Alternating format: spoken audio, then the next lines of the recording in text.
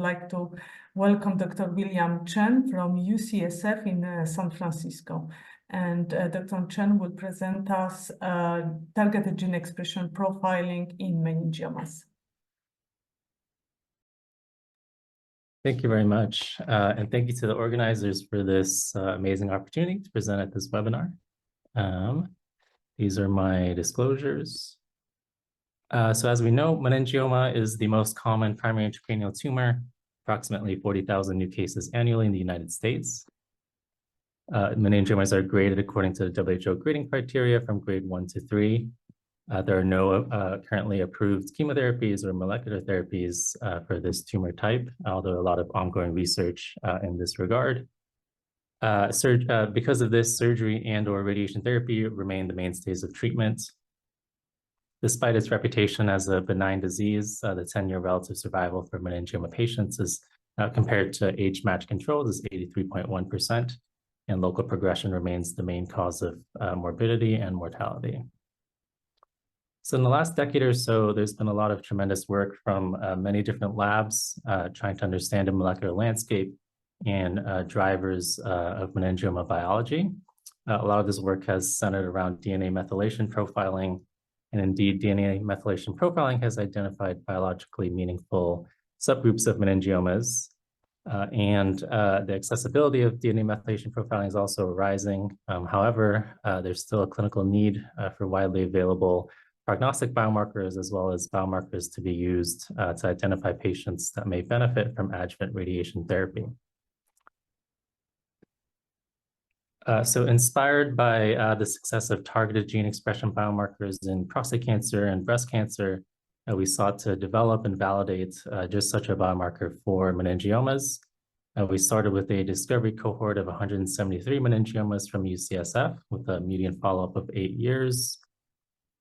We started with a targeted gene expression panel of 100 meningioma-related genes and 25 housekeeping genes. This is a nanostring panel. And we subsequently trained using lasso and ridge regression approaches, an optimized model comprised of 34 meningioma-related genes. These are genes that are related with the cell cycle, as well as located on areas of chromosomes that are recurrently altered in copy number alterations that are highly prognostic. Next, we applied this biomarker to several validation cohorts, including a retrospective cohort of 866 meningiomas, about a third of which were FFPE samples, as well as a prospective validation cohort of 103 meningiomas, all FFPE from RTOGO539, which is a completed North American trial of radiation therapy for meningioma. We applied the locked gene expression model and predefined thresholds. This resulted in a risk score between 0 and 1, where 1 denotes a higher risk of local recurrence.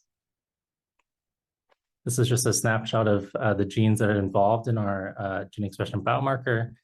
On the left-hand side are principal component plots, where each dot represents one meningioma in our retrospective validation cohort. And we can see the continuous gene score colored on the left-hand side, as well as dichotomized into low, intermediate, and high-risk scores in the middle. On the right-hand side are the 34 genes that comprise our panel in PCA space. Colored in red are genes that are more associated with greater risk of recurrence, and in blue with less risk. These are the results of our biomarker in the retrospective validation cohort. Kaplan-Meier curves on the left showing a stratification of low, intermediate, and high-risk groups, with low risk having a 5-year freedom from local recurrence of about 90%, intermediate risk about 75%, and high risk less than 40%. On the right-hand side, we stratified by key clinical variables, including primary recurrent setting, extent of resection, and WHO grade, as well as a multivariate analysis incorporating all of these factors, and show that our gene expression biomarker retains independent prognostic value across these strata. Next, we wanted to compare the performance of our targeted gene expression biomarker with existing molecular stratification systems. And on the left-hand side is a heat map where the hotter colors denote a more statistically significant result of a likelihood ratio test of the addition of our biomarker on top of each of these molecular systems. So highlighted in red, this highlights that the addition of the gene expression risk score to all other molecular systems resulted in statistically significant improvements in the performance of the model for both local freedom from recurrence and overall survival. Here's another way of looking at this using the Brewer error score over time, showing that the gene expression risk score had a lower predictive error over time for local freedom from recurrence, and compared favorably to other systems for overall survival. And a third way of looking at it using the area under the curve at 5 years, with the gene expression risk score achieving a AUC of about 0.8. Next, we wanted to see if the addition of the targeted gene expression biomarker on atop clinical risk stratification systems would reclassify patients. So for this, we used the clinical risk groups from RTG-0539, which stratified patients based on WHO grade, extent of resection, and primary recurrence status. And we see that in our retrospective cohort, we saw a reclassification rate of about 50%. And in our prospective clinical validation cohort, which comprised of samples from RTOG-0539, we saw a reclassification rate of 40%.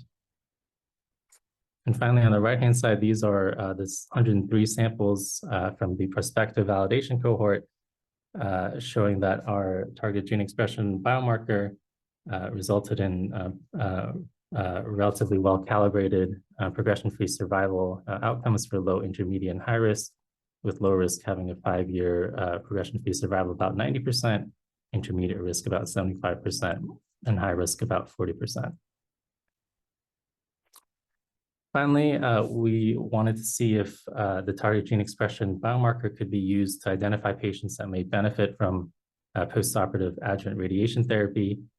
To do so, we wanted to see first if the addition of a very prognostic variable, clinical variable, which is extent of resection, could improve risk stratification and perhaps simplify classification.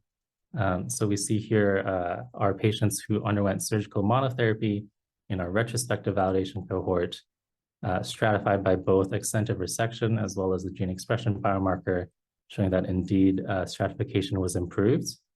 And in addition, we found that patients could be dichotomized into a favorable subgroup and unfavorable subgroup, with favorable patients being patients with low risk, low gene expression risk, or intermediate gene expression risk with a gross total resection.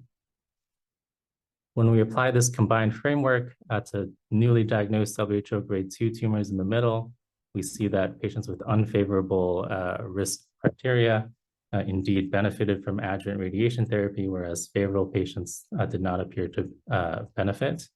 And on the right-hand side, across all WHO grades, we applied propensity matching to account for selection bias in retrospective data.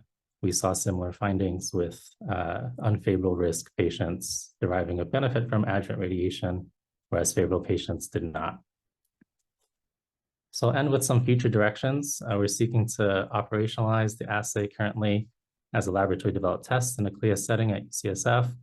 We're continuing validation in additional retrospective cohorts. We've begun prospective validation in the institutional registry, and we also look forward to future validation in BN003 and Rome ERTC samples.